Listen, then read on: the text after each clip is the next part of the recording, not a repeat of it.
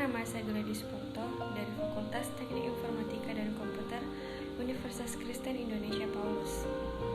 Pada kesempatan kali ini saya akan menjelaskan tugas praktikum perangkat keras. Yang pertama, komponen-komponen yang ada pada komputer. Yang pertama, keyboard. Keyboard dikategorikan sebagai input yang berfungsi untuk memasukkan data, baik teks maupun angka, ke dalam pengolah kata maupun program lainnya. Yang kedua ada motherboard.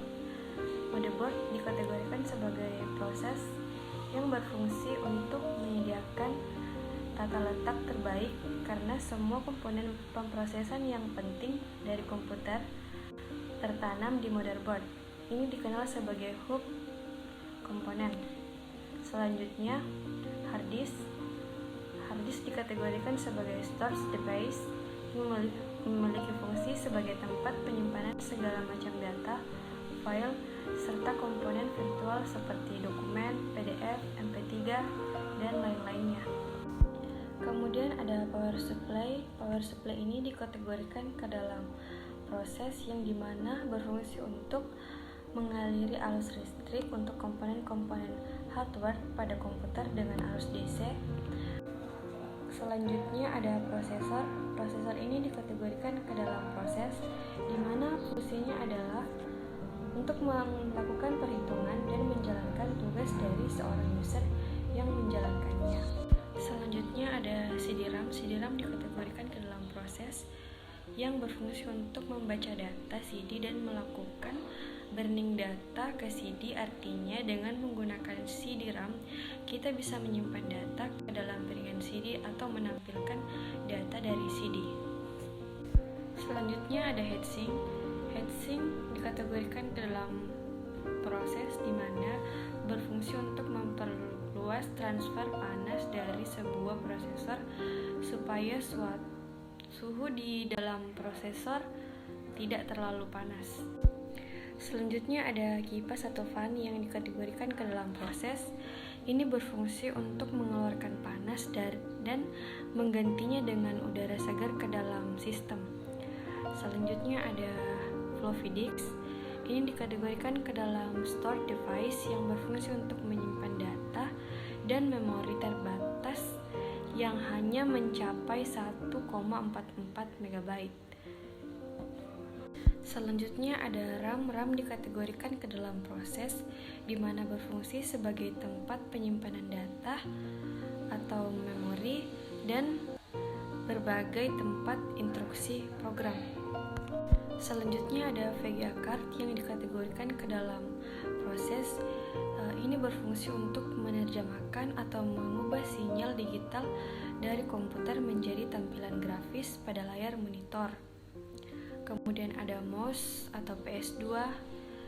Ini dikategorikan ke dalam input di mana berfungsi untuk melakukan kegiatan yang disebut double click atau klik tahan atau geser dan klik kanan.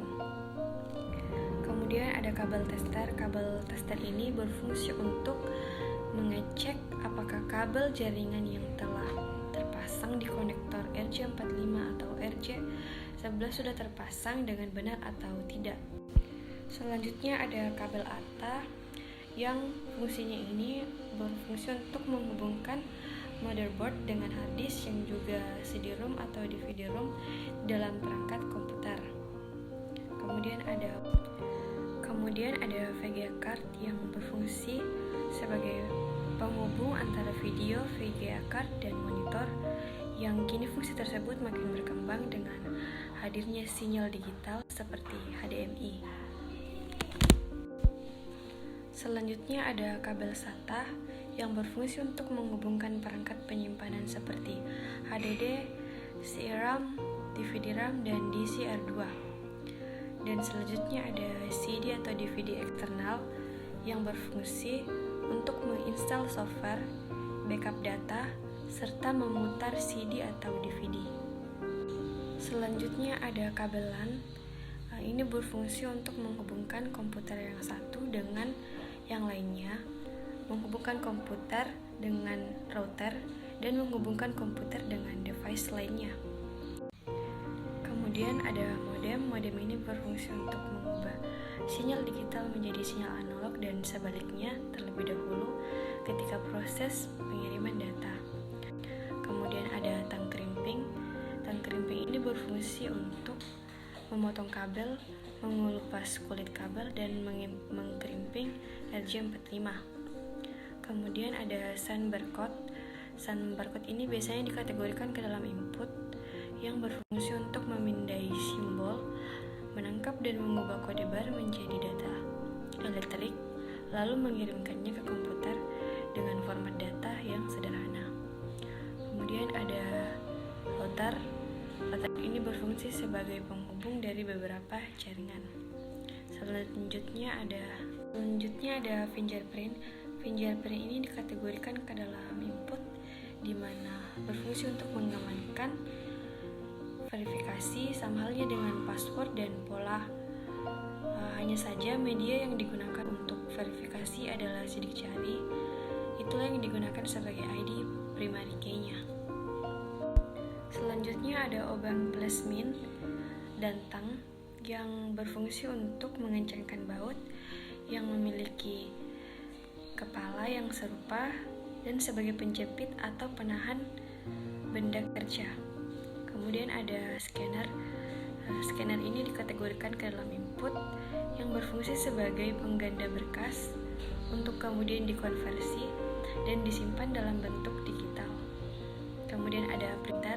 Printer ini dikategorikan ke dalam output yang berfungsi untuk mencetak dokumen, mencetak foto, mencetak stiker dan sablon. Kemudian monitor.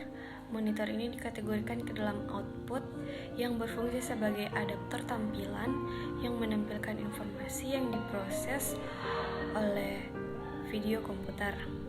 Kemudian ada speaker. Speaker ini dikategorikan ke dalam output yang berfungsi mengubah gelombang elektrik atau listrik menjadi audio atau gelombang suara.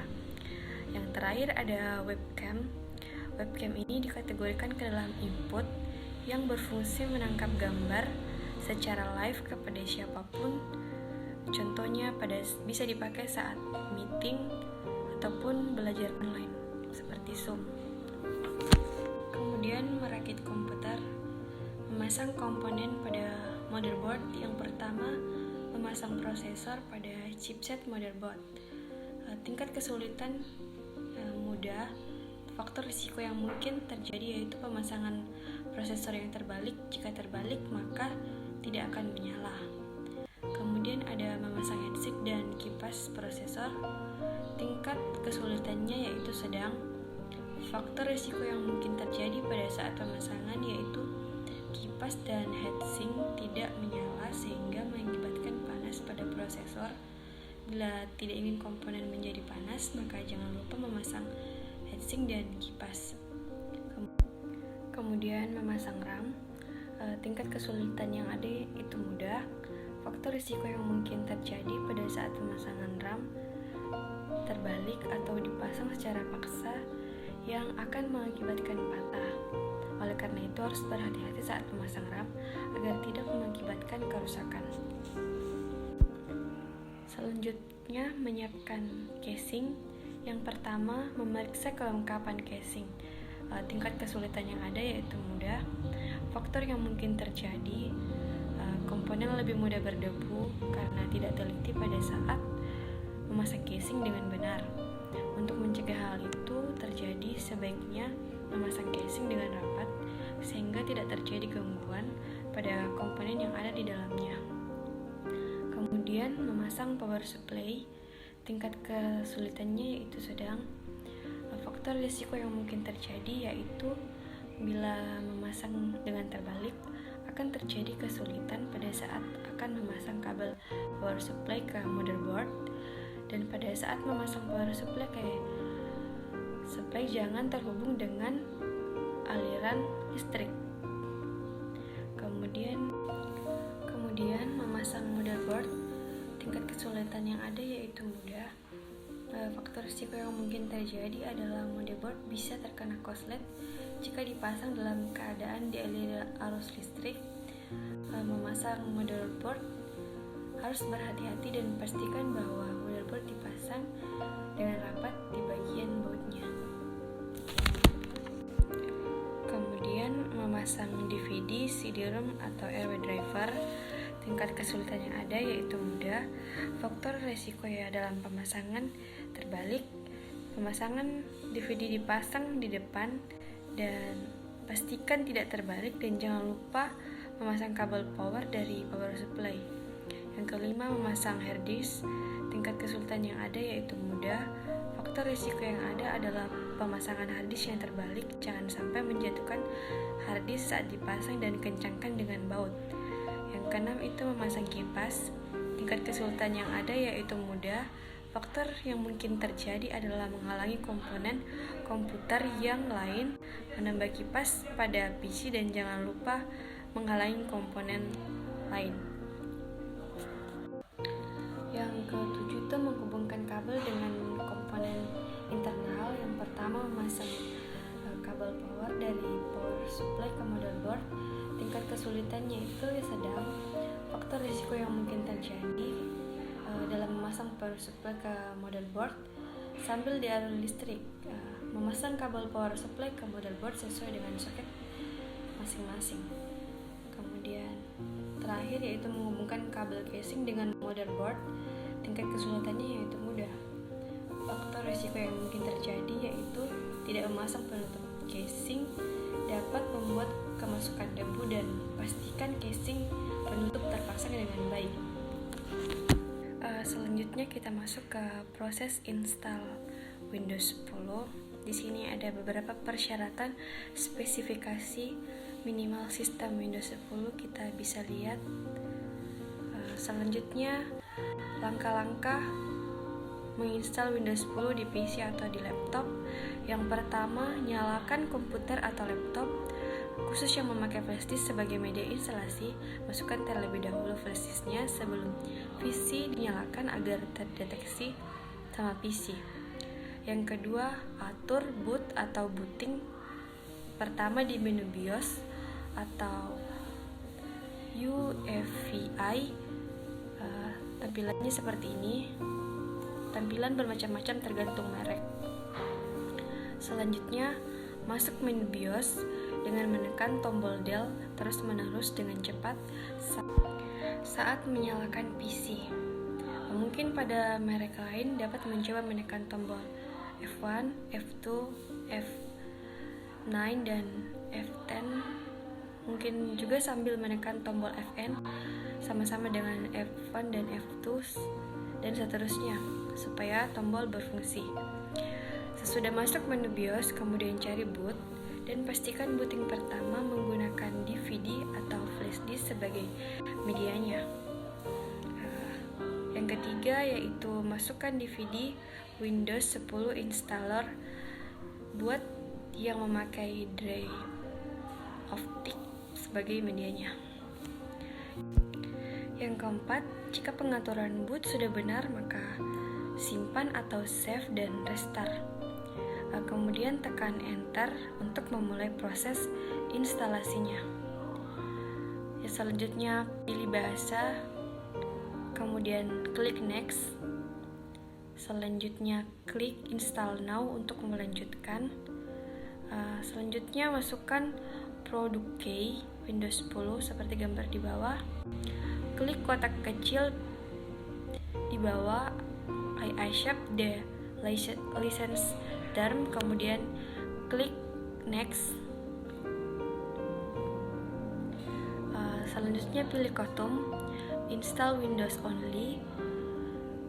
Ini adalah prosedur clean install dan memulai instalasi dari awal agar sistem operasi terbebas dari virus dan bersih. Selanjutnya, atur partisi untuk memilih penginstalan sistem sesuai dengan keinginan. Tapi ingat partisi sistem operasi sebelumnya harus dihapus dengan menekan delete kemudian ganti dengan partisi baru. Pengaturan ini bisa dilakukan memakai kursus mouse yang ada diatur pada partisi tertentu. Nanti tombol pengaturan lengkap akan tersedia. Selanjutnya ini ada new untuk membuat partisi baru, delete untuk menghapus partisi, format untuk format partisi, dan atur kursor pada partisi yang diinginkan untuk instalasi Windows yang baru, kemudian klik next untuk melanjutkan. Selanjutnya memulai proses transfer dan instalasi secara otomatis. Tahap ini berlangsung otomatis dan baru, kemudian klik next untuk melanjutkan. Selanjutnya memulai proses transfer dan instalasi secara otomatis. Tahap ini berlangsung otomatis, nanti akan restart juga secara otomatis selama beberapa kali, dan biarkan saja, jangan klik apapun sampai pada gambar berikutnya. Kemudian bagi yang memakai flash disk, maka flash disknya wajib dicabut ketika restart agar tidak terjadi pengulangan. Selanjutnya setelah restart otomatis beberapa kali, nanti diminta memasukkan data nama dan pengaturan bisa diisi bebas. Kalau udah mengisi data, nanti terlihat gambar seperti berikut ini. Dan selesai. Selanjutnya instalasi program, aplikasi, dan utilitas. Pertama, setelah install Windows, install program, aplikasi, dan utilitas. Install antivirus dan WinRAR. Install drive PC dan laptop, contohnya driver VGA, driver Wiki, Bluetooth, dan driver yang dianggap penting dan diperlukan. Kemudian install program aplikasi Microsoft Office. Install aplikasi tambahan berupa musik dan video seperti Winamp dan GOM Player. Install browser berupa Chrome dan Mozilla. Install aplikasi Windows dan Microsoft Office. Install Nitro PDF. Install aplikasi editing seperti Photoshop, CorelDRAW sesuai dengan kebutuhan, dan install Nero Express. Kemudian maintenance PC. Yang pertama, backup data agar tidak hilang. Yang kedua, bersihkan debu dari komputer menggunakan obeng dan kuas, lalu beri pasta pada prosesor jika perlu. Yang ketiga, jalankan antivirus, bersihkan OS Anda seperti membersihkan recycle bin, bisa menggunakan aplikasi ATF Cleaner, lakukan update. Caranya cek pada Windows Update. Troubleshooting pada PC. Yang pertama itu komputer nyala tapi tidak ada tampilan. Solusinya itu cek memori RAM dengan cara cabut RAM, lalu bersihkan pin atau kuningan RAM dengan menggunakan penghapus pensil, lalu pasang kembali RAM dengan rapat. Kemudian prosesor overhead. Solusinya itu periksa port prosesor, jika kering ganti dengan yang baru. Selanjutnya harddisk dan CD-ROM tidak terbaca. Solusinya pastikan kabel power dan kabel data terpasang pada harddisk dan CD-ROM. Yang kelima itu komputer booting. Solusinya pastikan sistem operasi tidak corrupt, dan jika terjadi corrupt lakukan install ulang. Yang terakhir itu bunyi bip pada komputer. Bip satu kali menandakan kerusakan pada RAM tidak terpasang, satu bip panjang dan 2 kali bip pendek terjadi masalah pada memori, dan bip yang terus-menerus menandakan kerusakan pada power supply. Sekian presentasi dari saya. Apabila ada kesalahan mohon dimaafkan. Terima kasih.